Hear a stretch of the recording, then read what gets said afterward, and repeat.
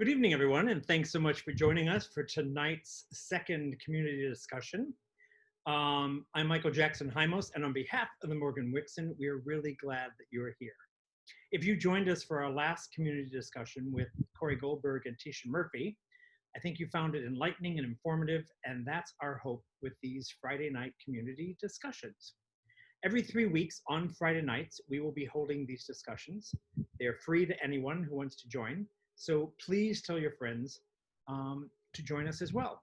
Our next one is August 14th, when we'll be discussing casting colorblind versus color conscious with a panel of Black actors and creatives moderated by Mark Antonio Pritchett. Mark describes this shift that needs to happen as removing the filter. The next community discussion after that will be on September 4th, when we present Initiative for Actors of Color, Hair, Makeup, and Body Presentation. Hope you'll keep coming back and joining us for these conversations, and tell your friends, because it takes all of us making a difference to make a difference. But tonight, my fellow board member, Jenae Thompson, and her mentor, Marissa Herrera, are leading us in a conversation about community outreach. To participate in tonight's discussion, please use the Q&A feature at the bottom of your screen. Simply write your question, and when we call on you, I'll bring you onto the screen to state your question out loud so you can talk to Marissa and Jenae and hear what they have to say. And now, without further ado, I am pleased to welcome Jenae and Marissa. There we go, Hello. Jenae and Marissa. Hey. Welcome. So I'm going to duck out, and when people have questions, when you're ready, I'll just bring them on to the screen. Thanks, ladies. See you soon. Thank you. Thank you, Michael. Well, hey, Jenae. Hi. So good to see you in Zoom land. And thank you to all our participants who are joining us here today. Yes, thanks, guys.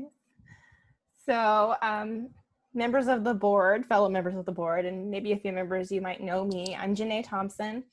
I've been with the Morgan-Wixson for not very long, but it's been an amazing time thus far, helping you help the community theatrically and beautifully. I was in Drowsy Chaperone as Trix the Aviatrix, so you might recognize me from that. No plane, but hello. Yeah, and so Marissa.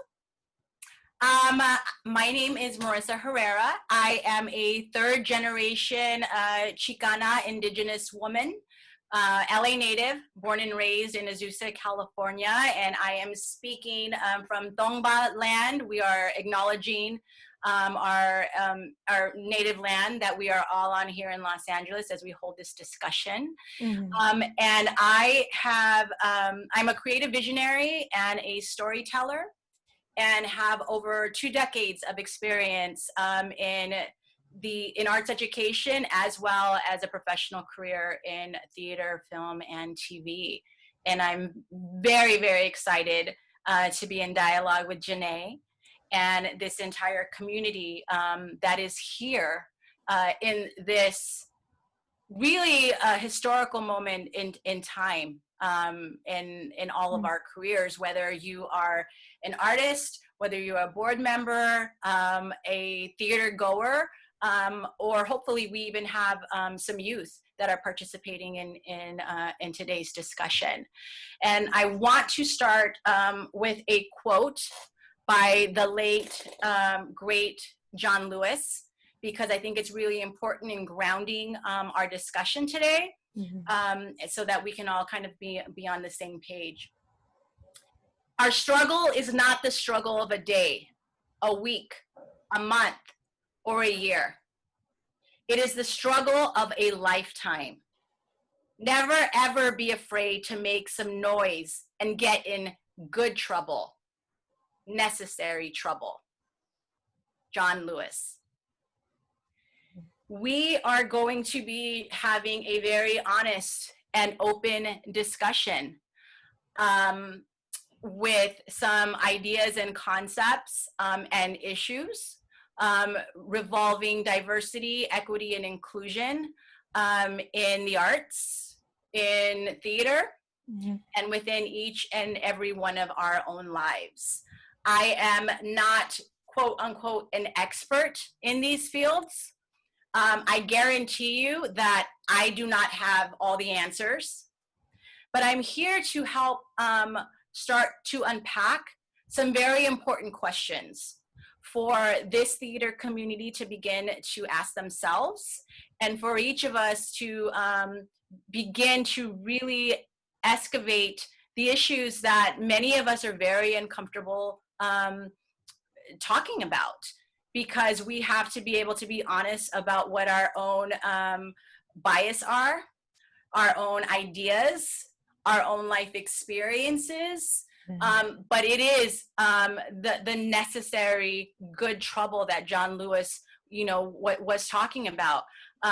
Being a Latina woman, especially in this industry, I have been fighting the good fight of on the part of equity and inclusion, and being seen, I would say for sure my entire career, but even more so my entire life, being a woman of color. And luckily, I've had some really, great mentors, in my life and throughout my career. But I think what's happening right now, even things that I think were in my blind spots, are really starting to come to the forefront, because we are now really coming together as a theater community to have common vocabulary, words that we didn't really have context for. We just knew things weren't always fair. And I think it's a really good starting point for us to be able to, again, unpack and start this discussion. We are not going to solve, the equity issues that plague small community theaters all the way up to Broadway. Like, we've seen these open letters, that are happening, and people sharing what their experiences are. But I am committed personally and within this conversation for us to move the needle. And I'm excited to be here with you all today. Yeah, same. And for me, theater came to me late in life. So the majority of my experiences are just being who I am out in the world and noticing that there's a disparage there. Like there's a gap. And I thought that, when I finally found my voice and what I wanted to do, and I found the stage and I found the writing, that it would feel, I wouldn't feel that anymore. And I was so wrong. And I think and that broke my heart, to be honest. It broke my heart, but I knew I was where I was supposed to be, because it didn't make me want to run. It made me want to fight. And so that's another reason why I think these conversations that we are having and what we're about to have are so pivotal and so important for the future generations, for other young people or anyone. There's no time limit, there's no age limit, but for anyone who, for whom the stage and for whom the arts are a refuge. Ultimately, in my perfect world, and I'm sure in yours, it would be a level playing field across the board. But for now, at least here in this little pocket of time, in this little community that we have, we want to fix it. We want to make it the refuge that it should be for everybody. Yeah, and that being said, thank you to our audience today, because if you're here, you are already willing and open to be part of this conversation and listen, and be part of the sustainable change that we want to be able, to see in the theater, on and off stage, and within our audiences. I always say that, TV and film, might be, where you might make some money. Theater, we do it because we love it. And I think for my career, I started out, my background was in dance and choreography. And from there, it moved in, into acting, and then now, producing and directing. And it doesn't get easier, as you move up in different areas, there's even greater challenges, because the representation is even less and less, you know, as you move up and depending on the work that, that you're doing. And, you know, being a Latina, luckily I had the opportunity very early in my career to be able to work with some living legends, you know, in the theater. The late Luis, you know, Avalos. I did my first professional theatrical gig with him called Paquito's Christmas. And to be in a diverse company, you know, at such a young age, I was like, oh, like, this is it. You know, I get to tell these amazing stories. Then working with Luis Valdez on the national tour of, you know, Zoot Suit, and being able to tell those stories. But then looking back, that as a kid, I never saw people on stage or on TV and film that looked like me. And if they did, they were stereotyped characters. Yes. You know, and it was always this running joke, you know, with my family, because I've always been a performer, that once I started working professionally, my mom's like, well, you played sports and you did, you know, the arts, so that you weren't involved in other things. And the, you know, tagline was like, I'm not a chola, I just play one on TV, because those were the only things that I was getting called in for. Mm-hmm. So being so aggravated about the issues, you know, I wanted to be part of the solutions. And I was like, okay, well then we need to be able to share our own stories. Mm-hmm. We have to be the ones telling them, because if we, and this is for the audience, if we don't tell our stories, someone else will. Or even worse, they won't. Yep. 1,000%. 1,000%. You guys see why I asked Marissa to come here today. She's fantastic. She's also my mentor. I'm just gonna blow you up, Marissa, because I love you so much. Oh, we have to there. So we have a couple of bullet points that Marissa and I kind of brainstormed about a week or so ago, when we've just been in conversation ever since in preparation for this. And we're just going to kind of go down the list and open it up. So if you guys have thoughts on any of these things, questions, suggestions, just throw them in the Q&A, throw them in the chat. We will be, you know, we want this to be inclusive, but as of you guys, it's not just, you know, Marissa and I talking to each other. And, you know, honestly, these conversations, while they're for the panelists, you know, because we're, you know, trying to be catalysts for the movement, it's for you guys. It's for the theater community in general. It's not for necessarily for actors or, you know, or artists of color. Like we're here to guide the conversation, just, you know, letting you in on what we already know. So we don't want to be talking heads, and we don't want to, you know, be talking at you. We want to make sure that you feel involved, and we want to hear from you too, because we don't know what your opinions are on this. We don't know what your points of view are on this, and we might find that we're on the same page more than we think, and that is the first step. So so the first bullet point that we came up with together was, why now? You know, why now? This is huge right now, and it feels may feel like this is just coming out of the blue, like this is just some movement that just came out of nowhere, but the reality of the situation is, you know, Black Lives Matter and all the things that culminated to this point have been going on for years and years and years and years.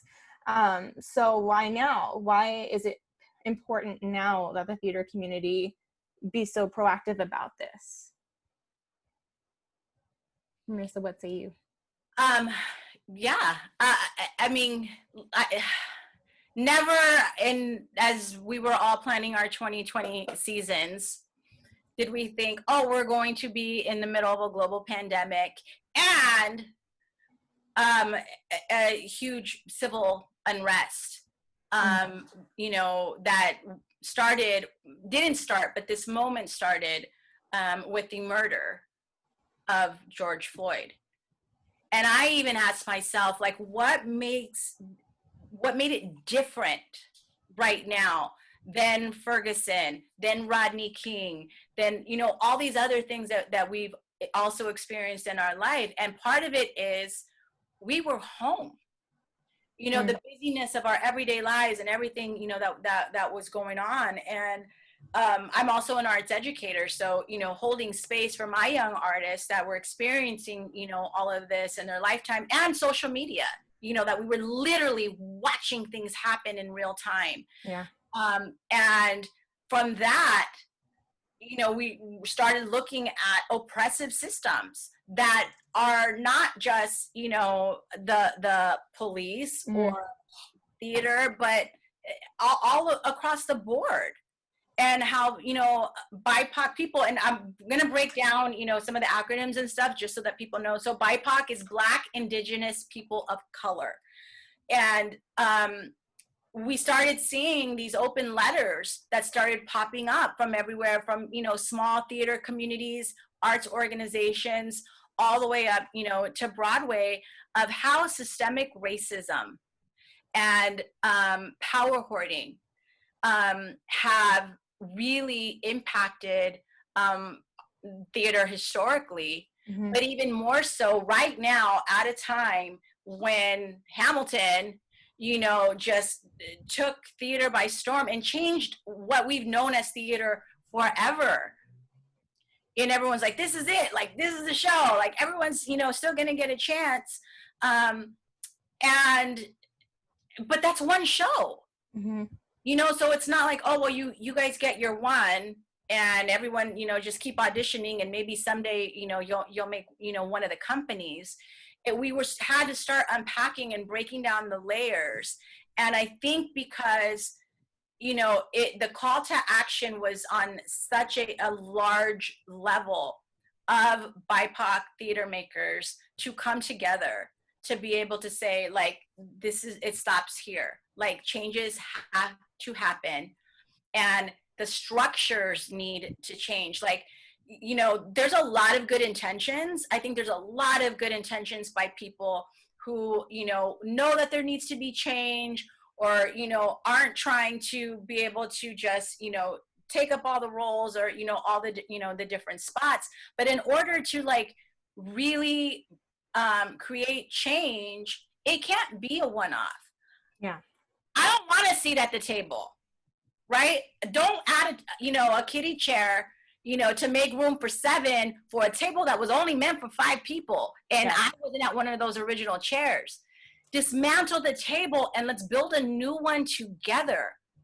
Because there has to be, and this is the part where I was talking about, it would be uncomfortable conversations, but this is what we're here for, is about even distribution of power and decision making at every single level.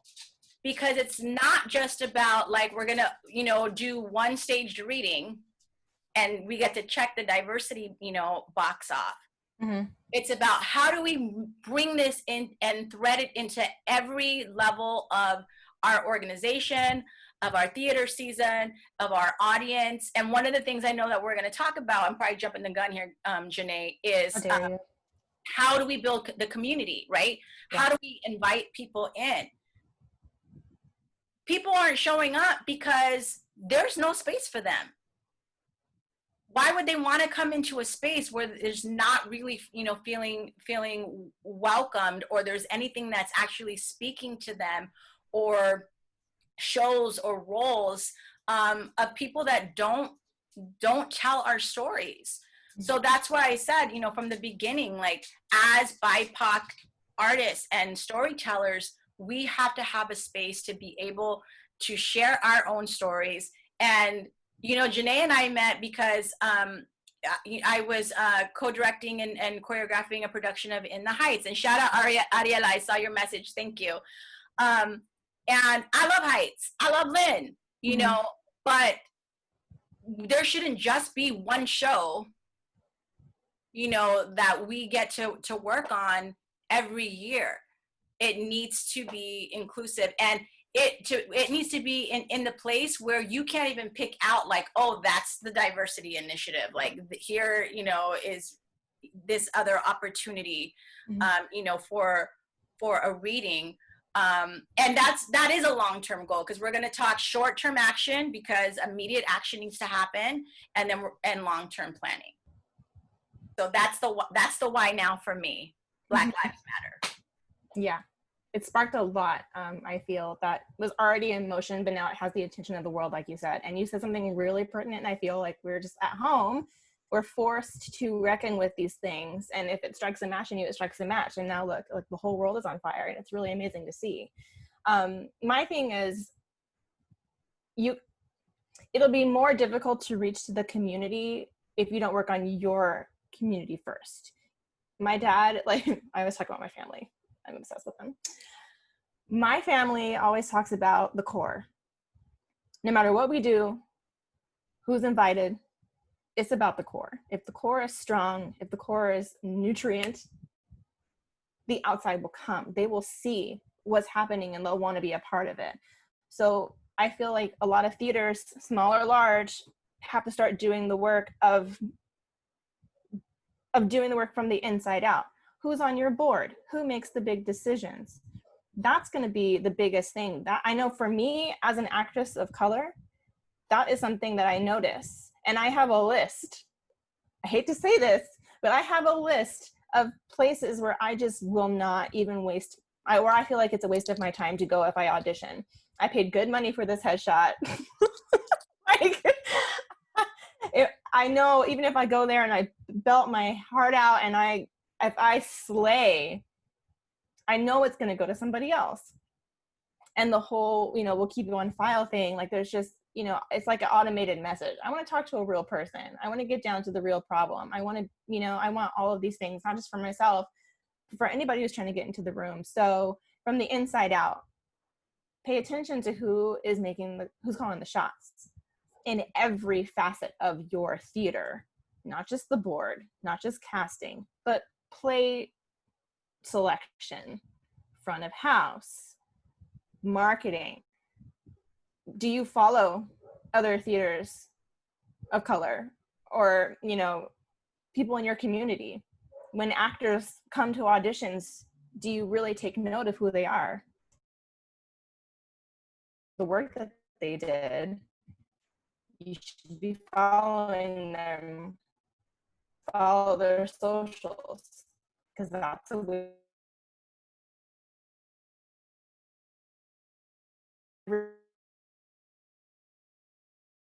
use.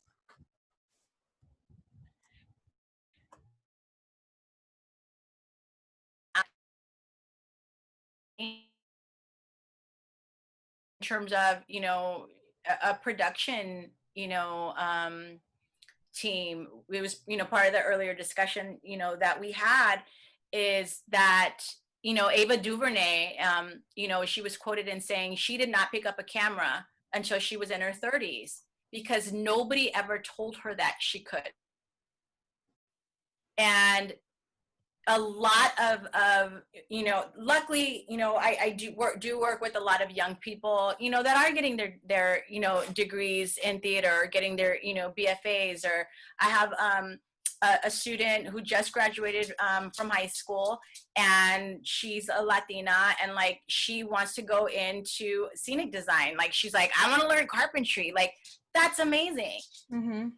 But I asked her, I said, do you know any other women of color that are in that? And she said no. So until, for a lot of us, if you see it, you can be it. But if we've never seen it, how do any of us ever know that like that is actually an opportunity to be able to do that? And it's happened throughout my career, where it's like, oh, let me see your resume. And if they're not productions or other directors or producers that the decision makers, who a lot of the times are white, a lot of the times are male, I know or identify with, then it's just like null and void. And I don't have the experience, to be able to be responsible to back it up. Yeah, to direct a show, even though I've directed for decades. Mm-hmm. So it's also about like, what's that lens? What's the criteria, right? Like what is that bar? And then who keeps getting those opportunities? So mm-hmm. One of the things that I want to bring into this conversation for the decision makers who are in here is looking at investing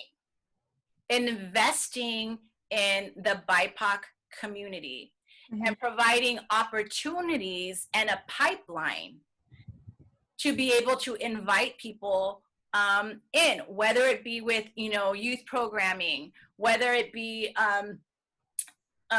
writing programs.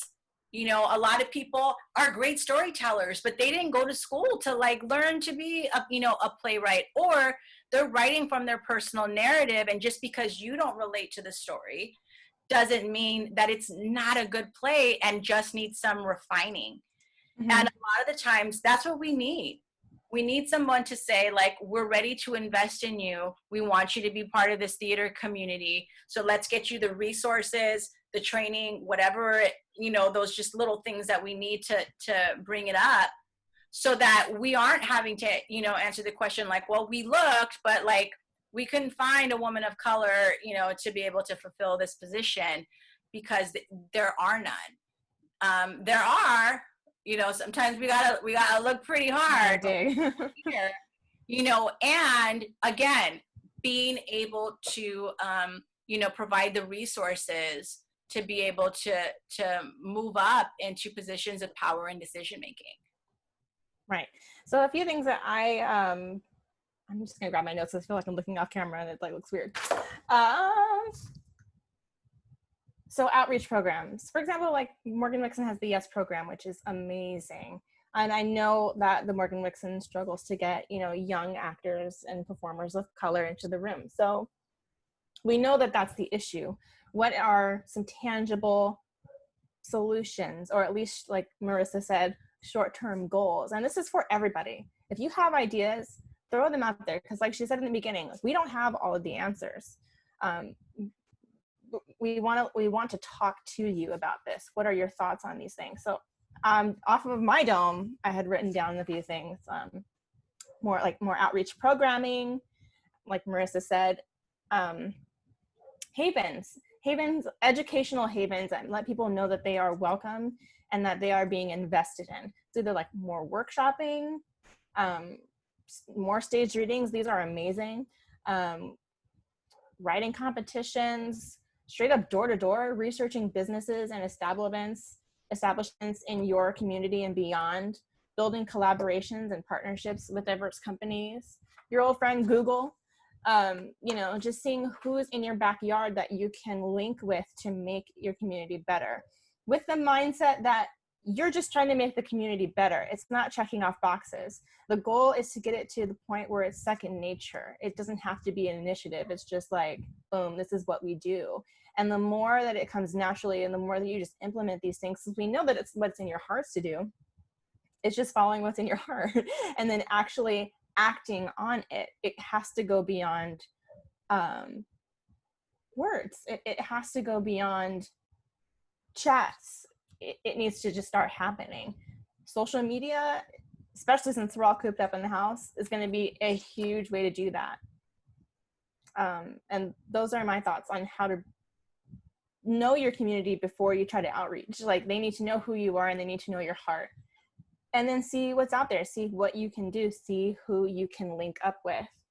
And there's so many artists, there are so many, private businesses, bakeries, there's tons of people and establishments and entrepreneurs out there who just need that, even a shout out. I ate this bomb pastry from X and Y bakery. You guys should check it out. And people just want to know that they are seen and heard and respected in their community. And then who knows, down the line, when and if we do open up again, Lord please soon, talk to them about selling their stuff in the lobby before shows. Talk to them about putting their art up. Now in this downtime is where you start to build those relationships genuinely and out of love and out of respect. That's what I think. Yeah, and to piggyback on that, we, talked about the core, right? You mentioned about, the inside out. It's not just about opening the door and, saying nobody's coming in, well, that's on them. It really is about taking a fine-tooth comb and looking at what the historical practices have been of a theater space. You know, sometimes, especially in community theater, you know, it's a revolving door. Like somebody comes in for a show, you know, they go away, your board changes, you know, often, and really pausing and taking the time to say, well, if we're opening the door and nobody's coming in, why? Mm-hmm. Because the common denominator is that, you know, that space and the practices. So it's not just about the invitation.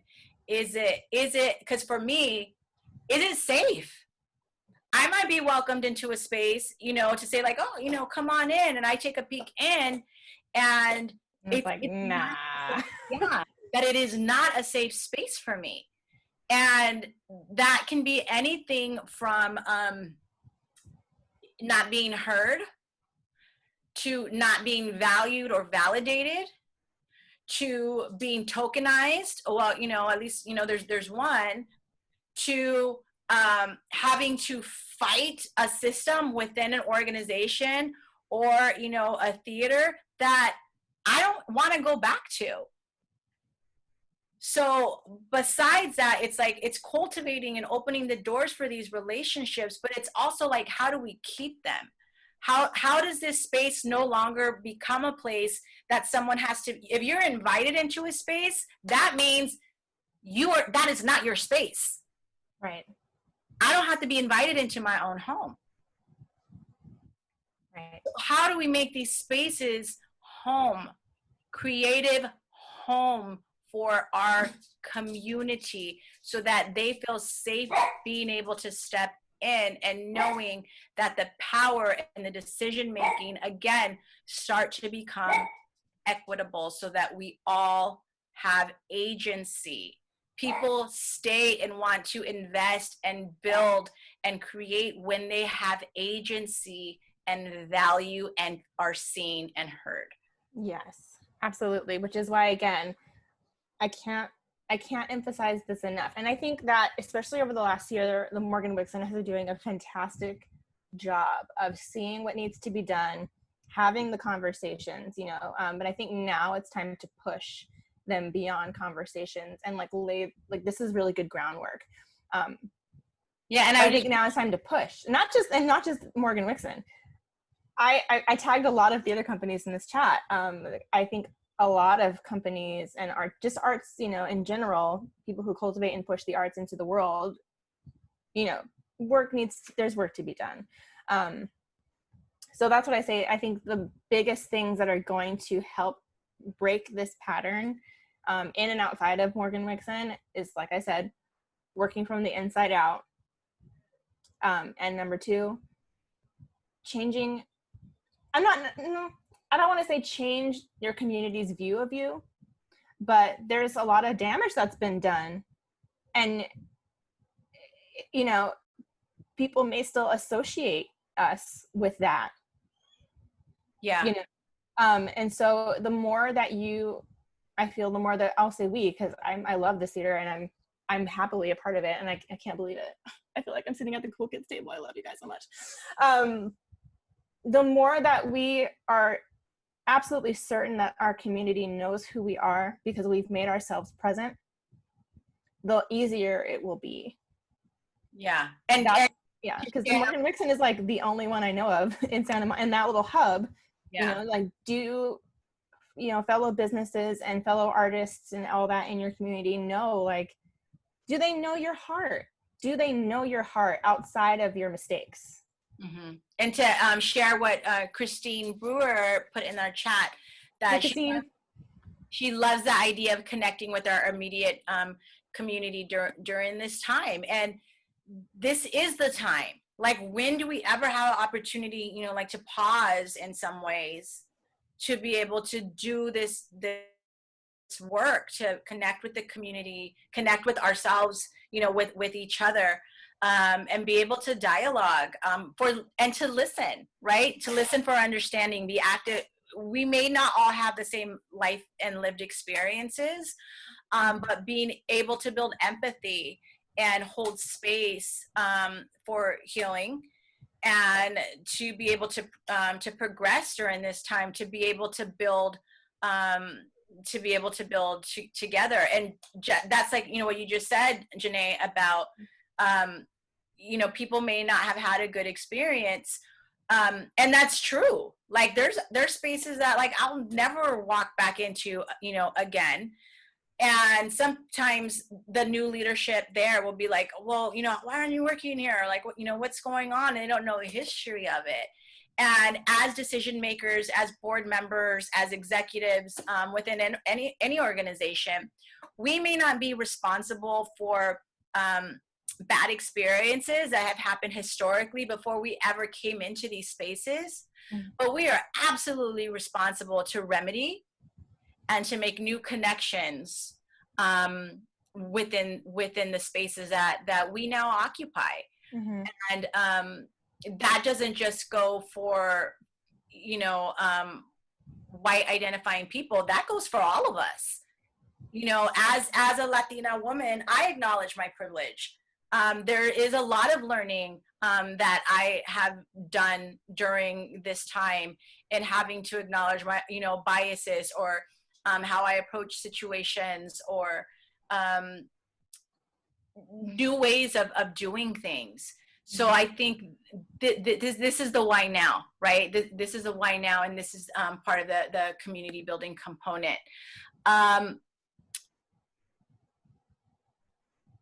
Let's see.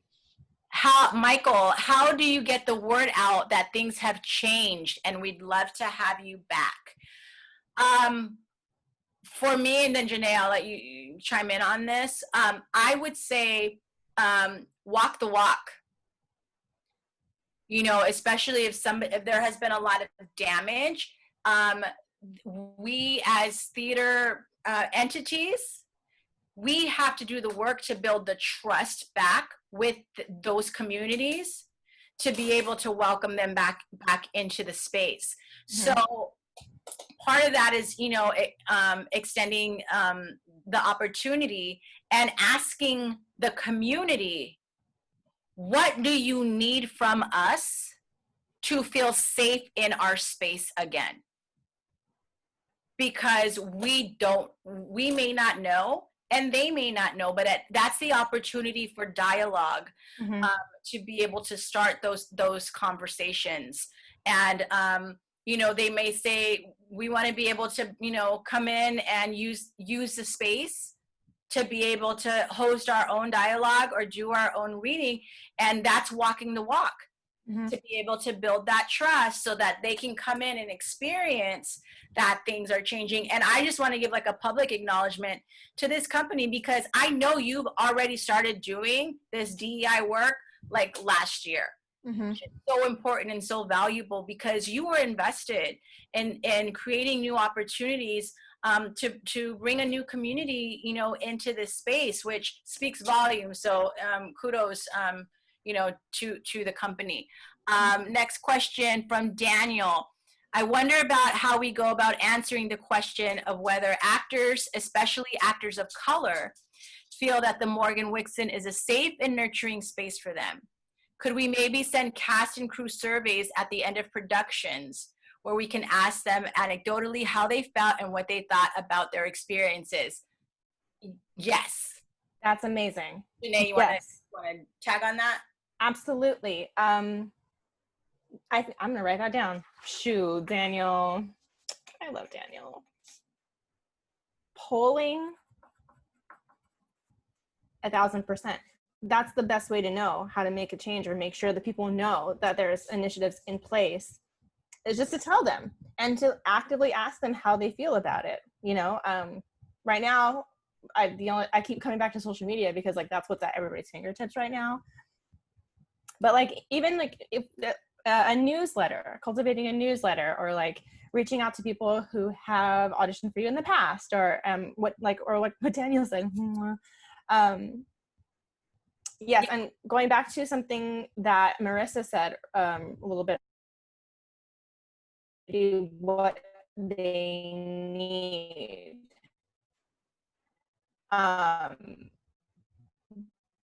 because while the goal is to cultivate the theater experience, you won't have one without your community. So if we are beyond that could use the Morgan-Wixson's help, is there room in the budget to donate? Can there be made room to donate or to host these workshops and to pay people to, to inform and make sure that people know that if they want like somewhat of an education just to kind of grow themselves, that they can do that at Morgan-Wixson or at wherever you are tuning in right now. Just making that room and seeing where you can afford to give back.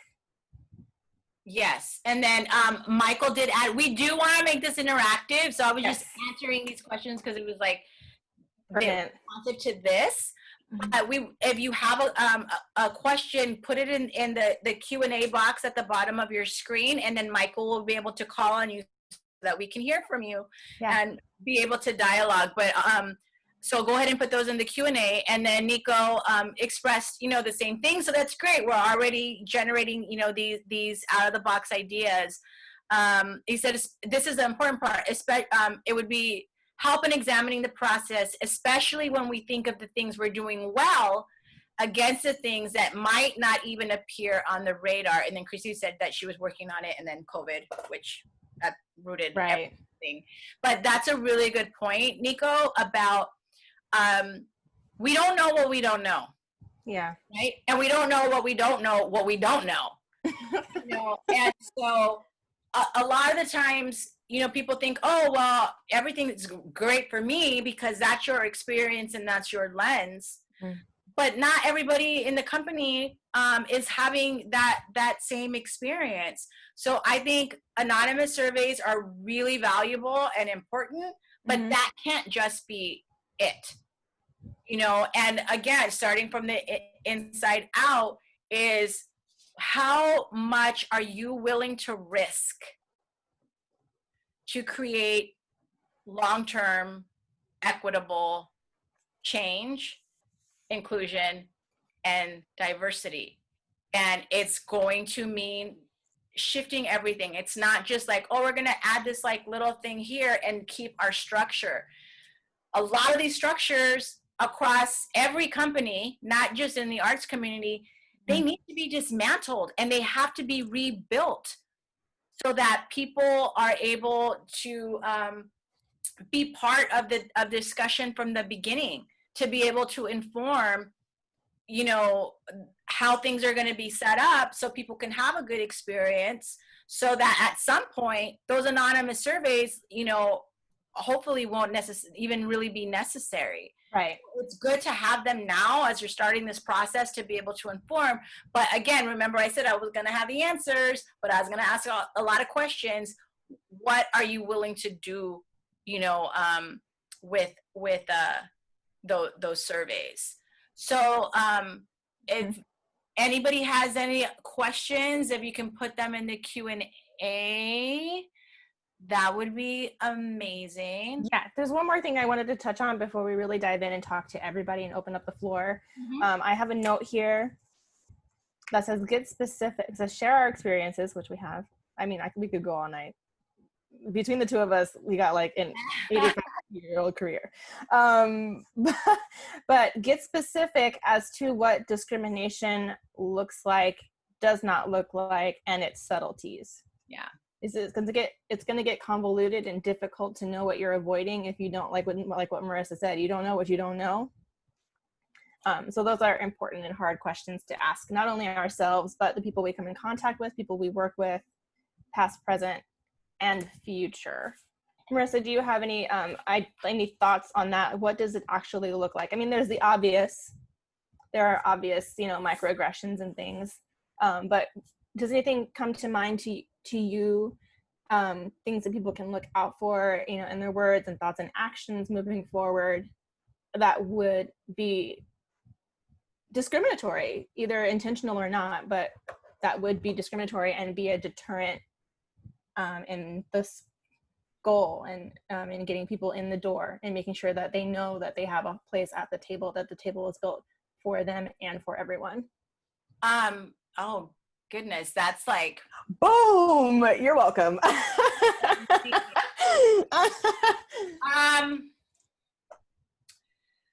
Oh God, there's so much. Definitely, I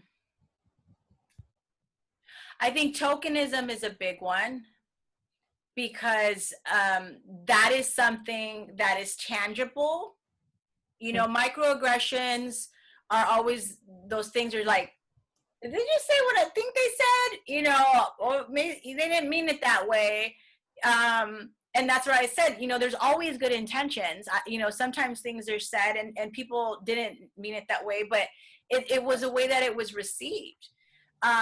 So I think for me with tokenism, it goes back to, well, you know, we cast Jenae and, you know, Drowsy Chaperone. So like we're diverse, you know, she had a good experience. Jenae always has a great attitude and, you know, she's happy and can push through something. So why can't everybody else?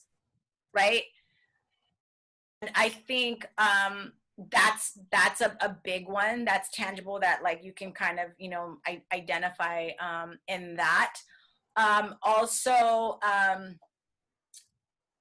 that was just an example. That's not how I really feel, but like that's an example of that kind of stuff happens all the time. You know, you feel like you included one person and that person speaks magnitudes for the rest of their, you know, their race or their creed or, you know, whatever, and that's just simply not true. So doing things like what Daniel suggested, surveys that can somehow individualize responses, because everybody is different. The foundation of what we're talking about is across the board, but everybody is different. Everybody's life experiences brought them to that one point, brought them to you, and it's not a coincidence. So we have a responsibility to make sure that when they cross that door, when they get up on that stage, when they X, Y, or Z, you know, that we honor the fact that they were meant to be there. I mean, and I think that's part of it. It's just like, yeah, you know, as actors, like I mean, and I have this problem. Anytime I cast a show, like I want everybody because everybody brings, you know, something so special and so much magic to be able to share this story. I can't do that. So yes, there are going to be BIPOC people that I cannot cast because I can only have an ensemble of, you know, 14 people, right? But I think being able to give everybody just, you know, a fair opportunity. And I know you asked for examples of like what, you know, what racism can look like. What it can also look like is silence. And I think more than anything, that is something that shows up in our broad theater community is silence is compliance. And when you hear, you know, somebody make the comment of like, oh, well, they just got it because they wanted diversity, or I'm not going to get that role because, you know, now they did all these white shows and like this is the one, you know, BIPOC show that they're going to do.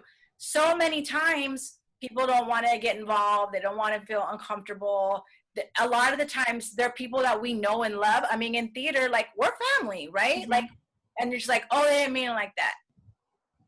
It's about disrupting racist and oppressive behaviors, whether it's a microaggression, a joke, or blatant, and calling it out in the moment to disrupt it and just be like, yo, that's not cool.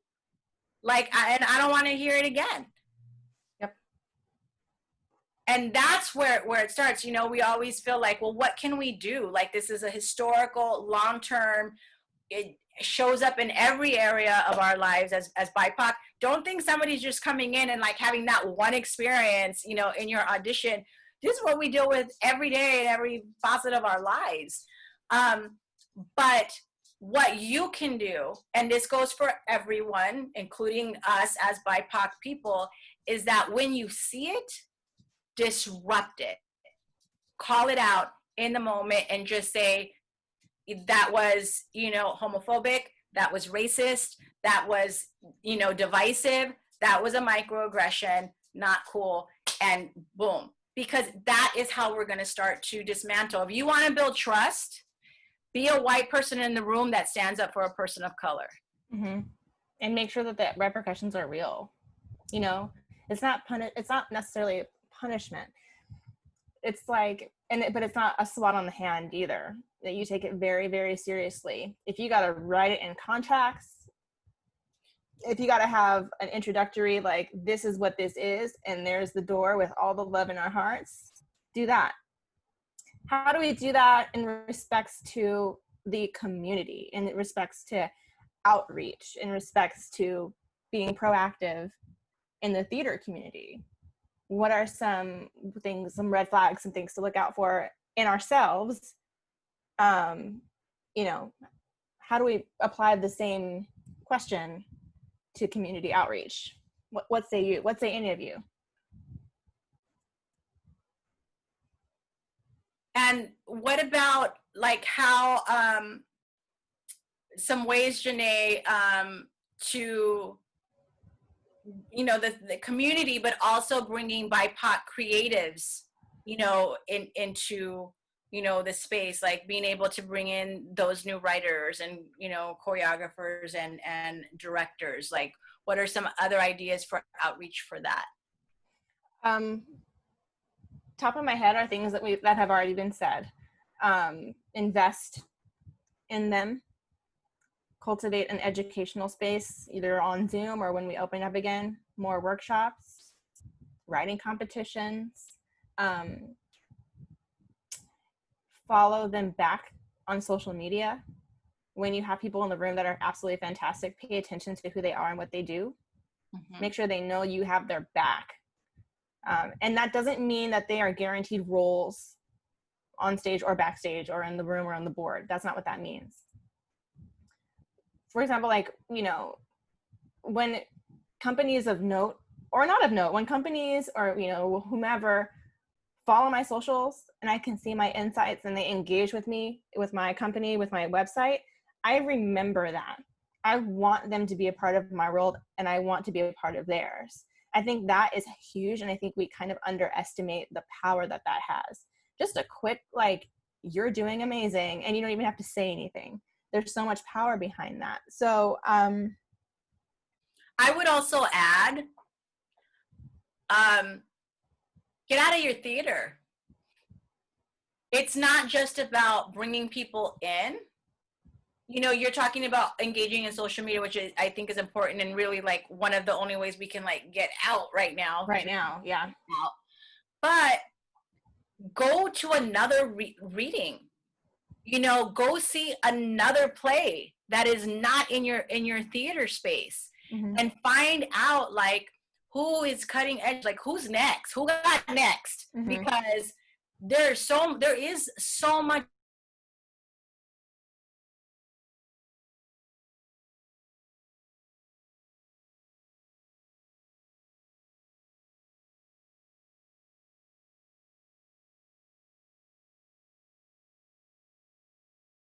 up people is going out and like seeing somebody on stage or, you know, be able to see their piece and be mm-hmm. like, wow, like they've got something. Yes. And then, so you're going into a space where they feel comfortable in, right? Because they're already there. Starting to build relationships with them one-on-one, the way Jenae shared about being able to be seen and feel like there's an investment. Then that builds trust. And then inviting them into the space to say, hey, like, how can we create an opportunity? What do you need? What would be an opportunity that you would say yes to, mm-hmm. to be able to come in to work in our space? So again, it's asking, what do you need? But it's about going out, building, and relationships. It's really about, and this takes work, guys. Like, this is not something that's easy. It takes time. It takes energy. It takes listening. It takes heart. Mm-hmm. It takes vulnerability. It takes empathy. It takes humility. But this is the work. This is the work. And if we do it from this place, you will be ahead of you know, everybody. Do you hear me? Everybody. You know, and on that note, like, how do you do the outreach and bring in BIPOC creatives? people support what they help create. If it's just this thing of like, oh, well, we're doing this diversity thing and we already have this thing, and, you know, our decision makers already decided we're doing that, you know, maybe somebody might say yes. But if you say, look, we're building these initiatives and we want to do this thing, like, what are your ideas? What, you know, what are, because I always say, like, if I have the best ideas in the room, I'm in the wrong room. I want to be inspired by what other people are bringing. And if they're like, you know what, I've always wanted to do this, you know, 5-minute play, you know, thing with these new writers, and then we bring in these mentors and we do this thing, they're getting excited about it. They have buy-in now. You've earned trust. They're going to bring their people in because they want this to succeed, because now they're invested in it and you are invested in them. Yes. Yep. 1000%. So we have a Q&A from Nico. Yes. Nico, do you want to come on? You want to talk to us? You want me to read it? I can read it. I'll read pretty okay. I can read it. So It's supposed to be working. Okay. Nico, where are you, boo? We want to hear Hi. from you. Hi. Did you like my song? I thought about it the whole time. When I was being promoted to a panelist, which felt really cool, but it kicked me out for a second. My question about bringing more people in and like really focusing on that community outreach. For those of you who don't know me, I've choreographed a couple of the shows in the last season. I was part of the Wedding Singer creative team and the Drowsy Chaperones creative team. And I know from the audition process, we were really good about inviting people to come back for future auditions if they didn't make this certain show, and really building up the mailing list and being like, we're going to put you on the mailing list. My question in terms of outreach is, how do we use that tool specifically to cultivate more outreach and to really bring people in? And maybe if they're not right for this show and we don't want to discourage them from not coming back for future shows, how can we use this like mailing list database as a way to start bridging those gaps? Maybe do some artist spotlights. Like if people are comfortable with Morgan-Wixson being like, hey, we saw this amazing person and this is what they do. Like post about them, or like an Instagram takeover or something to just promote people that are standout, that are just like dynamite, even if you don't use them. Or even, I mean, you understand what I'm saying. That just lets the world know that you're paying attention. You support the arts in general, BIPOC or not. Like, this person was bomb. You need to go to that. They're doing this, buy this. And then also participate in that. If they're selling, like, merchandise, buy a cup. Like, buy, you know, like, participate in that, and don't just tell other people that they should. Because they're looking at what you're doing. And I mean, we're entering into an age where people are not really, I'm not saying they're not listening to you, but they're watching you. They're watching more than they're listening, because actions speak louder. Especially now, you know, the cameras are on, babe, you know? So, yeah. I would add, you know, we've talked about investment, right? And building community and wanting this space to feel like a home. And like we said, you know, a season is only so many shows. Doesn't mean you're going to book, but we want people to still feel like they are part of that theater community. So, you know, invite those people to bring a guest artist in, you know, to do a panel discussion on audition techniques. Hello. You know, and or learn, you know, some choreography for maybe something that's an upcoming show, someone that's choreographed it, so they kind of already have that in their body. And being able, again, you know, reinvesting, because, and I know, like, I've done community theater, I've worked in community theater, and a lot of the times we hold auditions and you don't have the people walk in the room that can necessarily fulfill certain roles, right? And so you're like, like, what are we gonna do here? And so if that's the case, then get them ready. get them ready and make it in it, not like, well, you didn't get this job, so, come do this training, but make it exciting, make it, inclusive. And again, ask like, what is some stuff that, you want to be able to work on, and what do you need? So that they're able to come and participate in those workshops, because that's also creates community, right? Mm-hmm. It's a different environment. You're not only seeing them in an audition room where they're either going to get the gig or they're not. Right.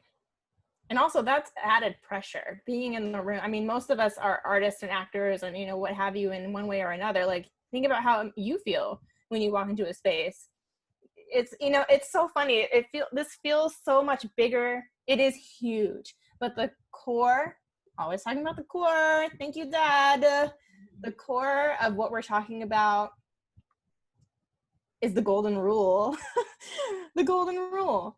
It all comes back to the basic things that we learned so long ago, and it just gets convoluted, and turned into other things because to fit the circumstances. But at the end of the day, that's what we're talking about. What would you want, Nico? Like, what would you want somebody to do? How would you want to be upheld and uplifted in your theater community, in your community? Make a list, do that. Yeah. Budget your time, budget your money, budget your, whatever you need to do to reinvest. Yeah. And because, that's what we're doing. Honestly, yeah. Think about it. Like, if you keep hearing no from the same producers and directors and like, why are you going to go back? Right. Mm-hmm. And it might not be the right show, but if you're invited to something, that is, gonna, especially, I mean, I know we're like online, but this is a perfect opportunity to be able to continue to build community in a different way. And again, people support what they help create, and being able to build trust. And I think that's the one thing about community theater, is that that's a key word, like community, and people need to feel like they belong, and that they're in a safe, a safe space. And with this theater and the investment and the leadership that you guys have, of like people that are willing to say, we want to do this. We want positive change. We want people, not every theater is on this page right now, right? There's a lot of people that are having to fight their board and their directors because they don't know there's a problem. So you guys are already like on the forefront of it. So thinking of ways to engage that are non-threatening, per se. And you have the diversity that you guys have, let that be the face of the party, right? You know what I mean? Like, and the imitation, because historically, if it has been a white theater, that's what is going to come to people's mind. So you're already making these changes. You're already, doing things differently. Let people see that. Let them see you. Thank you, Nico. Thank you. Thank you, Nico. I wanted to touch on one final thing. I know. Oh my God, I'm so sorry. I didn't mean to cut him off. Oh. You've been dismissed. Thank you. We'll call you.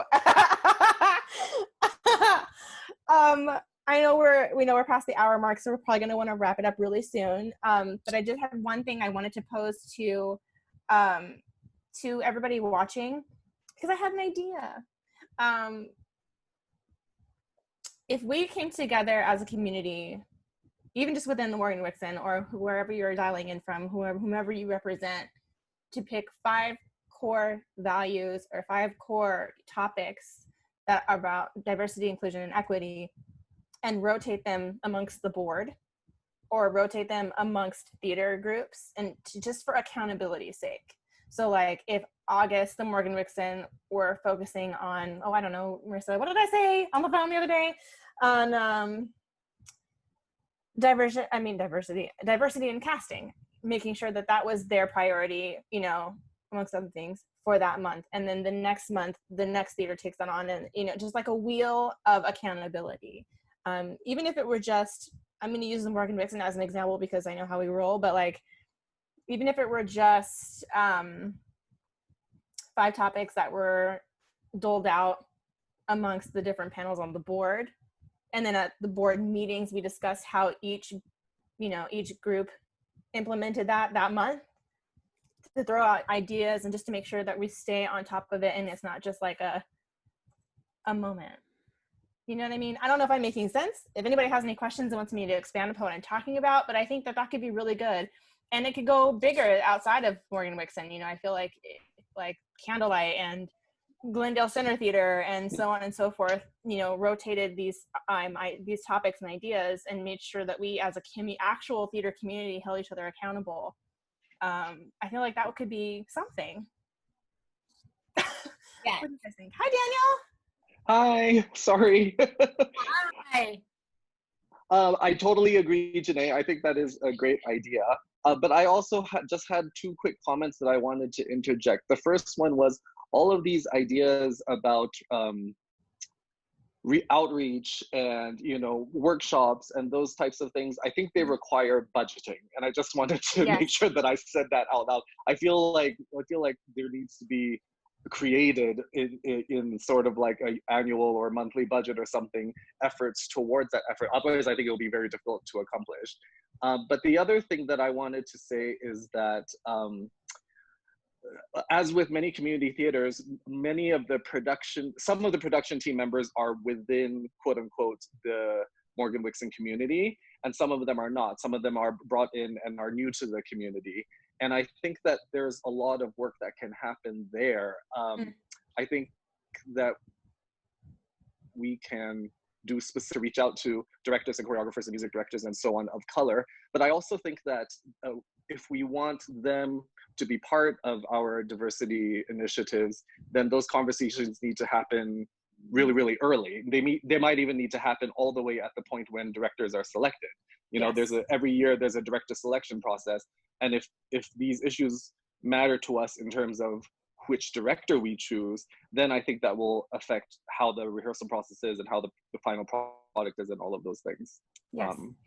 1000%. just- You basically expanded on what I was trying to touch on earlier about budgeting your time. I know that especially with MWT, like it's so much volunteer, you know, so I know that there's concern about like, well, who's going to do this? Who has the time? And that's why I say right now, while we're on lockdown, is like, I think that this is, I mean, it's horrible what's happening, but I think it's a secret open door. I think it's a secret blessing for the work that needs to be done. We're afforded more time. I'm not going to say like everybody has the same amount of time as me because it's just my experience, but you nailed it, Daniel. That's what I meant by budgeting your time, budgeting your funds, and seeing where you can afford to put your best foot forward and then put the foot forward. 1000%. As an organization, like, you know, budgets are tight, and especially now, like with COVID going on, but we have to invest again. And that is up to, you know, the board to raise money so that if this is a priority and this is what's going on and this is a direction that companies are moving into, then we have to work on making that investment. So thank you for making that bringing that up into the conversation, Daniel. Absolutely. And I would say like, just get specific about what you need. Because, you know, communities are looking at theaters and the arts are saving us right now. And like, we need, you know, opportunity for them to save us right back. Like, we're going to do these workshops, but we need your help, Santa Monica community. We need X, Y, and Z, you know, like, can you donate here? Can you donate there? Like, and then again, spotlighting artists. This artist is in our workshop. They're amazing. Like, I don't want to do like the for 80 cents a day, like, you know, kind of thing, but like kind of just to let people know that you're not just, it's not grabbing and it's not attention grabbing. It's like, we have a very specific purpose and you can be a part of it. You can be a part of some actionable change right now, this particular way. Yeah. Yeah, that's awesome. Yeah, Thank you. 1000%. Thank you, Daniel. We have somebody else getting ready to join us, I think. Mariah. Hi. Hello, gorgeous. Hi. Hi. Thanks so much for being here and doing this discussion. My question is, like, from the casting side, or I mean, especially Marissa, since you've produced and work with directors as well. What do you say to the directors who are ultimately like, oh, I just want the best actor for the role? And if it comes down to like a white actor and a non-white actor, and they're looking at their resumes and et cetera. Like, I mean, yes, of course, we all want the best person for the role. What do you say to those people to have them like open up, I don't know, give somebody a chance who maybe doesn't have a stronger resume because, say, other theaters haven't taken the same chances and risks in casting untraditionally or something like that? What do you say to those people? For me, it wouldn't be about what I say to the directors. My questions would be to the decision makers at the theater, of whoever is hiring the directors, because I think those are questions that need to be asked about directors in vetting who the company wants directing their shows. And I think a lot of the time, the conversations need to be different now.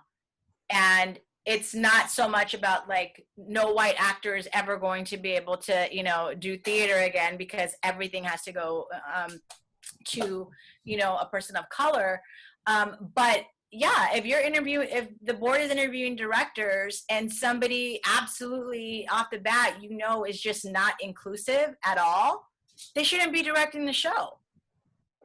We had a similar conversation about this on a board meeting. Like, you know, we bring the people in, we kind of make the rules, and they're either going to abide and be cool with it and follow through, or they're out. Like, we got to get I don't want to say brutal and ruthless, because we're not those people. We are kind and we are loving and we are accepting. But at some point, I'm sorry, I'm about to throw another Thompson family metaphor at you guys. I'm so sorry. But my mom would always be like, don't let people come for your neck. Like, don't let people walk over you. People say, like, you know, what would Jesus do? Yeah, he would love you, but he ain't gonna let you walk on him. Like, there's a lot of examples in the Bible where Jesus was like, you need to sit down. Like, absolutely not. And so, like, following that example, regardless of what you actually believe, I'm being silly, but like following that example, you know, the word is the word, you know, like, this is what we are about. And so we got to back that up with real action. So like making that like, what do you, I mean, I guess going forward, like, I can imagine after this, like, that I'm sure every theater director out there is going to be saying that in interviews, that like, oh, absolutely, like, blah, blah, blah. But then what do you do when it gets down to it? Like, are we going to be asking for specific numbers, percentages of your cast? Like, do they have to come up with that beforehand? You know what I mean? Like, where does that accountability come from? And there's a couple things that are just of the bigger,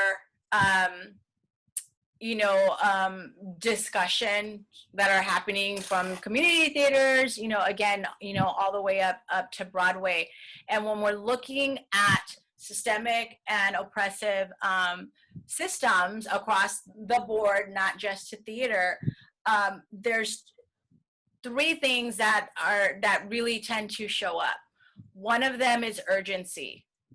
Well, we got to make decisions really fast, and we got to plan all this other stuff, so we don't have time to actually sit and write out our mission statement or rewrite it, you know, to say these are the things that, you know, we're accountable to. There's what's called worship of the written word, meaning if it's not written down somewhere, your opinion as an actor, that we're hiring directors who, you know, are not inclusive, doesn't mean anything because we don't have it written down. Well, why? Because it goes back to the urgency. We haven't taken the time to, you know, really be able to map that out. And then also, again, it goes back to, you know, the positions of power and, you know, and power hoarding and accountability. And it's hard because it does get into that, right? It's like, do we say a percentage of the cast, you know, has to be, you know, people of color? What if it depends on the show? What if we don't have, you know, somebody that shows up to the audition that can belt those notes. I mean, I've been there in the room where I'm just like, oh my goodness, like they have to hit this E and like they're not doing it, right? So I think it goes back to open, honest dialogue, and that everybody has an equitable voice in the room to make these decisions in being able to move the needle forward. We're not going to change everything all at the same time, but because you guys are a close-knit community theater company, like y'all know each other, like you're all supporting each other. It needs to be an equal discussion, because I think this is the next steps for the company, to be able to have a dialogue with the facilitator, an outside facilitator, so that it's not just like, well, here sits the board and the decision makers, and then like, here are the actors that have issues, and we're trying to get the board to get it so that we can have a thing. It's just a bunch of people who are invested in theater, in storytelling, and this community of artists to come together to you know, make these decisions. And again, I don't necessarily have the answers. I thought I was gonna have the questions. You guys are asking all the right questions, and it does come down to accountability. It absolutely does. Where can we, what is tangible, right? If somebody does something like blatantly racist, then we can call it out. And then like, where's the how do we hold accountable, you know, gray areas of favoritism, or knowing, I mean, we've been there, right? We walked in the room knowing like this person may not be the best person, but they've worked with them before, or they want, you know, the iconic, you know, blonde in this role, and I'm not going to even, you know, have a chance.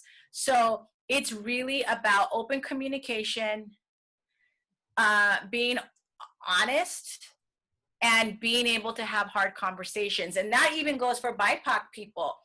You have to be willing to risk opening your mouth and saying something. Because how many dressing room conversations or outside of the audition room conversations in the parking lot? I've been in this industry for 20 years. I already know. Do we have talking after, and then like, here comes the director and the producer, and like everyone gets quiet, right?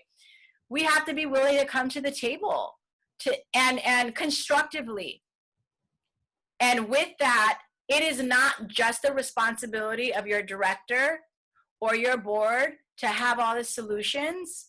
You have to be willing to come to the table to communicate and be able to share best practices and ideas, because again, there's the investment. We all have to be invested. We all have to be willing to risk, and we all have to be willing to try things so that the stuff that's not working, boom, it's gone. But so that we can get to this new place, so that theater and stories can exist in a way that they've never existed before. So keep pushing the needle, keep moving. These conversations are just starting. And just like any other idea, if you've ever written a play, like the first draft does not go up on stage, right? So we're throwing stuff out there. We're sharing things so that we can see what sticks. What are the components that we have to use? Who are our key players and characters? How do we get to mold them? Y'all you get to tell the story. You guys are the writers of what the story and the present and future hold for this theater. You get to be part of that legacy, and it's exciting. It is so exciting. So get excited about that, and also be ready and willing to do the work, everybody. And don't hire those directors back. Thanks, Mariah. Thank you. Oh, let me start my video here. There I am. Oh, hi. Hi. How doing? Good. Yeah, it was something I brought up, I think, just in a discussion a few weeks back with like ExecCom, which was like, can we start, because sidebar story is I sometimes assist a wedding planner friend of mine who's very involved in the wedding planning industry and stuff like that. And so I was part of a webinar where it was like the wedding planning industry, and it was like they had Black Table, which was like Black wedding planning professionals, because they weren't getting, employed, they weren't getting jobs, right? And so like they created a, you know, a wedding industry professional board for themselves. So it's like, great, now let's try to promote each other and getting jobs. And I was just like, that would be great for LA theater, where it's like, we have all these directors, we have all these choreographers, we have all of these set designers. And that way it is like, great, we have a Latina set designer who can come in and do this thing and lead this, and our youth can see and work with, and, you know, and so, but like just broadening all of our network in ways that we can share information and share resources and share names and, you know, and just find more people so that we can be like, great, if you're looking for this person, this is a great person for you. And I think that like us, since we don't really have that in LA to my knowledge, like if the Morgan-Wixson can start that conversation, like you said, Jenae, and like we get Palisades and we get these places, and like, let's start expanding and let's start hiring the people, and let's start, you know, let's start that process so that we do that, so that it's not just like, oh my God, like struggling. Like, I mean, like if Nico didn't know you and didn't know Jacqueline, and, you know, like getting you guys in the door for us and bringing, you know, this whole other dimension to our shows, was so beneficial. So, you know, just trying to like expand, and it expands for us. It's good for us. It's good for other theaters. It's good for all of us to like share resources and share information and share networking. Yeah, and with that comes accountability, I feel. We're keeping each other in check. It's not a condemning thing. It's not even a competitive thing. It's just like we have a higher purpose for our community and for the theater and artistic world. And we are making sure we are committed to not only individually our community, you know, our respective communities, but to each other and to ourselves. We're holding ourselves to a higher standard so that we do not go back in time, that we do not repeat. And so we're making it better for the future. If like, so, you know what I mean? Yeah. I think it's a fantastic idea. Being able to have the harder conversations about sort of the pain point stuff, like Nightingale and Drowsy Chaperone, and like some of these themes that are written in shows, and being able to go to a network and just say like, what is the best way? Like, let's brainstorm. How can we all help build a better theater for all of us? That's definitely a conversation I think should be had. I would love to be a part of that conversation. Let's do it. Like, let's for real have that conversation, and let's start here. Like, let's start with us and whomever is tuning in. If you're not affiliated with Morgan-Wixson, if you're affiliated with another theater, or you have a creative outlet, start with you too. Think about those core values. Think about those things that you want permeated so much into your DNA, your theatrical artistic DNA, that it's not even a second thought. And, you know, do that wheel, do the core value wheel, and every month check in. If you want to, I don't want to volunteer us, but if you want, just me specifically, even because I feel I am part of Morgan-Wixson. And if you aren't a member, yes, like Christine said, become a member. It's so easy, and this is such a loving place. That's a whole other conversation. I'll get emotional. Anyway, reach out to your fellow artists to make sure you uphold the wheel. Yeah. And we'll do the same. I feel like we should. Yeah, let's talk more about it. We gonna talk. Yep. There will be wine. There will be wine. We have lots to discuss. Thank you, Christy. Uh-huh. Thank you, Christy. I think we have one more coming in. Yeah. Hey, Anne. Hey. So first of all, I love that accountability wheel thing. Love it. Just so the people out there know, and I feel that starting a lot of our accountability is with the kids, since Yes program is my thing. We are starting a outreach workshop that is geared towards the Title I schools in Santa Monica, Right. free of charge, to train them to give them the opportunity in dance and acting and singing. We're bringing in all kinds of instructors. We had a great big 2-hour meeting on it today. And Jenae, I want to talk to you about that because we're still looking for instructors. Not meaning to put you on the spot. Okay, yes. But it is about, I think a lot of it is starting with the kids. Start the education young and let them lead us.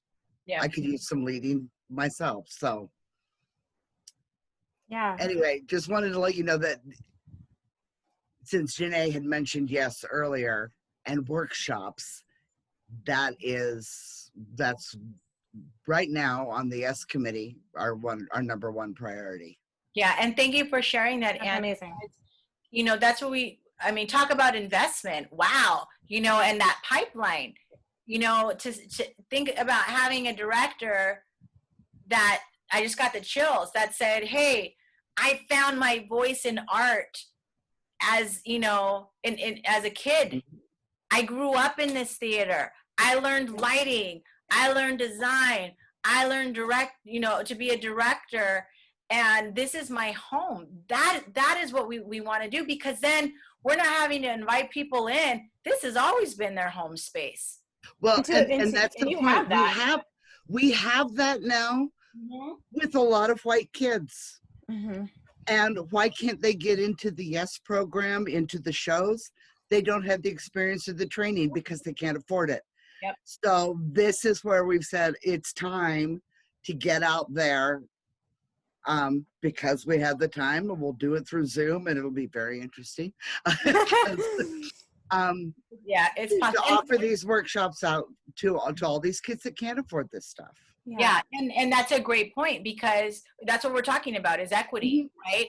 And even growing up, you know, my mom was a single parent, and we didn't have the money to you know, I live in Azusa, and like Talent Town was like the place, the professional place in the 80s, you know, where kids that had money got to go and get training and stuff, and we couldn't do that. Luckily, I had mentors, you know, that believed in my talent and took me under their wing. But that's why when you get in those auditions and you do have those directors that say, well, I want the, you know, best person in the room.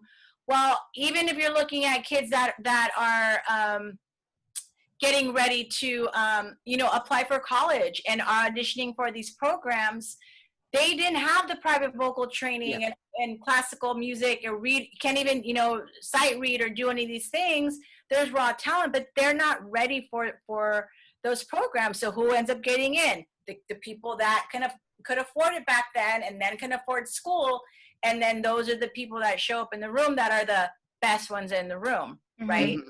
So it's really going back and saying, okay, how can we invest, keyword, right? Invest and hold ourselves accountable to be able to create equity. And this YES program, I know you've been doing it, but I'm so excited to see that you're even expanding it even more. And, you know, and this is the other thing that I want to, you know, to bring to the conversation. And as you all continue to build things out, is if they don't show up or they don't stay, it's not like, well, we're here and they're just not coming. You have to ask yourselves why. Yep. And you have to keep fixing the model and the mechanism so that it is a place that they come in to stay. Mm-hmm. Thank you, Marissa and Jenae. You guys are fantastic. Thank you. Thank you, Anne. Okay, looks like we have Oh, where'd you go? Miriam, that picture though, that picture is fabulous. Doesn't compare to real life, but anyway. Oh, stop. Thank you ladies so much for your time and your inspiration, and we hope to keep it going. My topic was about the board, because everything that everyone tells us on this about our journey and our work tells us that the board is like the key. The board votes, the board makes decisions, the board, you know, runs the place. and it seems like we always get to that November board election time, and like a month before, we're scrambling to find people to run for the spots. And we find people that, you know, are loved, and people vote for the folks. And it always works out. But this work that we're doing requires board members who are fully invested in the work. And it's up to all of us board members who are here already to try to find those people who will come to the board and do this work and believe in it. And that is daunting for all the reasons that everything else is daunting. Are we a safe place for people who want to do this kind of work to serve on a board? Do people want to come into a board that, you know, have been together for a long time and knows each other? Does someone want to be a new person on a board that has a lot of history? Do people, you know, people of color feel like being on a board of our theater would be worth their energy and time? How do we find those people, etc.? So, you know, being on the board is a commitment. It's at least, the minimum is the board meeting once a month, but everybody serves on a committee, which means more meetings and work. And we're a volunteer board, nobody gets paid. So it's challenging to find people who can or are able to or have the privilege to participate. So I'm wondering what the best way is to find those people who might run for the board. We have a comment here from Anne. Says membership education in DEI can help with board elections. Just throwing that out there so everybody saw. No, I agree, and that is a really great question, and it's the ongoing challenge in community theater, even in nonprofit arts organizations, where it's a huge investment, you know, in time. And again, what I guess my question would be for the theater company is asking yourselves what is the gain? You know, what does a board member gain from this experience besides giving back to the community, fostering, you know, theater? Because I guarantee you, as you start to even deepen this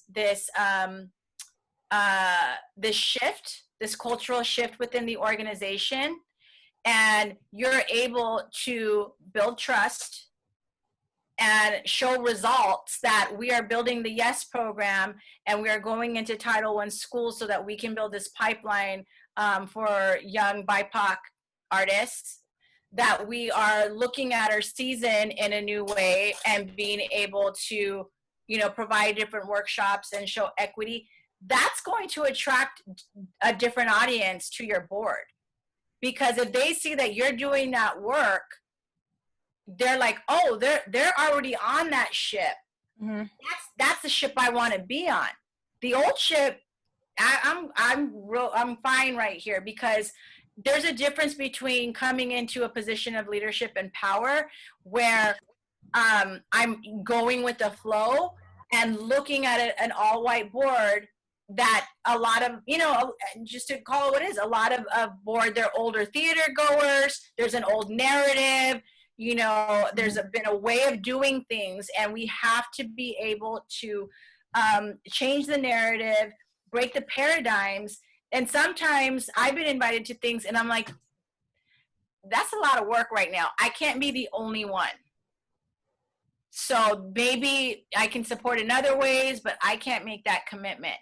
But if you start to continue this shift and you also start to educate your community and your audiences, if you start shifting your audiences and keep talking about the opportunities to join the board, you're talking about the newsletter and stuff going out.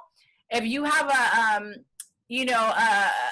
patrons where you send mailings and stuff out, start informing them on what it can look like to join the board. Lower the stakes a little bit. Invite them to a meeting. Invite them to a mixer. Again, opening the door for invitation, because normally boards, we're not even invited into those conversations. So we don't even know what we'd be committing to. Mm-hmm. So this is the opportunity to, educate potential board members who've never even thought that they could be on a board at a theater. That was me. That was gonna say, Jenae, how did you come to be on the board? Y'all walked up to me and asked me if I'd like to be on the board, like if I would be interested in, in putting my name in the hat. I never in a million years would have even thought about that, would have even considered it. Most actors and most other, people of color are so focused on just getting in the room on the stage. Like they don't think about, rebuilding the table. And so thank you, Michael. And I don't know if Chris is here, but for finding me backstage, straight up, like paying. And it goes back to what I said before. You saw that I was doing other things outside of the Morgan-Wixson. It piqued your interest. You followed up and you found me. That's literally what most of what we're talking about tonight is, but doing that outside. Yeah. And I will say, finding, a person like Jenae, you also get everybody who comes with Jenae. Hey. Jenae knows a lot of talented, people and other theater makers and, new audiences, and, new people to bring into the conversations. Mm-hmm. So that is rebuilding, the community. And Nico said, that personally watching the board lead the process of change within the MWT walls has been inspiring and invigorating, and he'd love to lend a hand in the momentum any way that he'd be able to. Take him up on that. Somebody follow up with Nico. And make that happen. So thank you, Miriam. That was a really great question. You rock!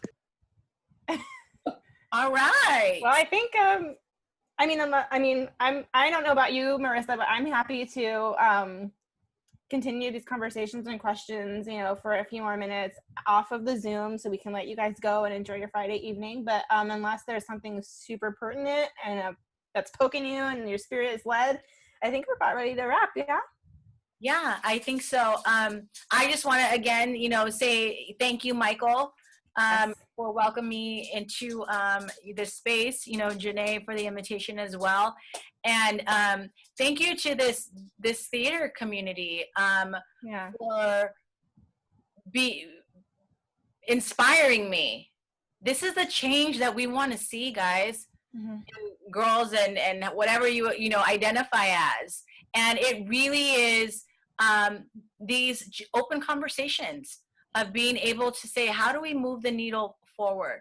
How do we take this fine-tooth comb and be able to acknowledge things that we haven't done well, even if it were historically, and how do we empower ourselves to change the narrative, to be, a space that's open and welcome for everybody to be able to feel like, we have a home here. There's a quote by Mina Harris. She just finished a children's book, and it says, no one can do everything, but everyone can do something. And that is what it's going to take for us to be able, to come together and really, again, be the authors of our own stories. And I would also, as a closing thought for me, when it comes to, trying to implement these things that we talked about, it's scary. It's a lot. It's going to take a lot of work and money and time and investment, like we've been talking about. But I would challenge us to shift the mindset from, can we afford to do this, to can we afford not to? Whether that be of your personal time, of funds from the theater, of budget, whatever that means to push these initiatives and make it happen. Can we afford not to? Yeah, no, I totally echo that. And that it's not always going to feel good. It's not always going to be easy. And nothing worth doing is. I mean, think of the battle wounds and the scars that we go through as a theater community to get a show up. Yeah. But you know what? It's worth it. And we're doing it together. Mm-hmm. We're doing it together. So, thank you. Ladies, thank you so much for joining us tonight. And we were worried that you may not get an hour's worth of programming tonight. Look at this, an hour and 45 minutes later. Thanks to everybody for you guys hanging were on. amazing. Yes. It was so informative and helpful.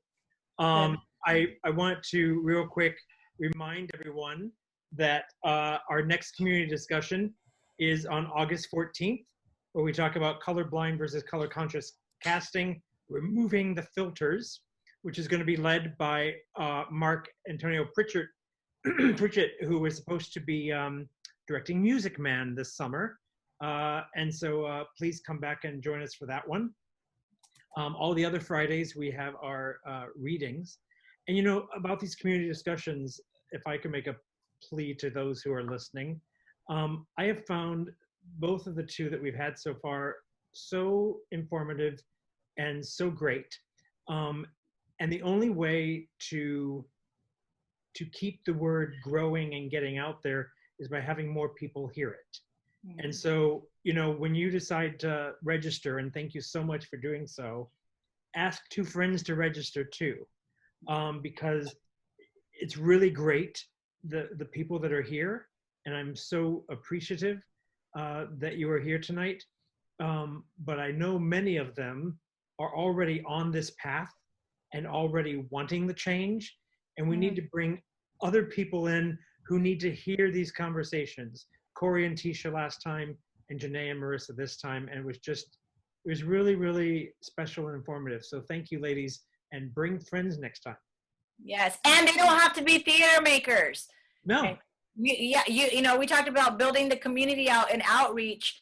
You know, other people have resources and experiences that they can be like, oh, you need this, you know, to do your event. Well, hey, we can help you with that. Mm-hmm. So yeah, open up the community. And I'm really grateful to all the people with questions and who came on. Yeah. There are a lot of great ideas that came from all of you, and further great conversations. So thanks for tonight's community discussion. Yes. Thank you all. Be well. Thank Have you, a great night. everybody. Thanks again, ladies. You're welcome. Bye. Thank you, Michael.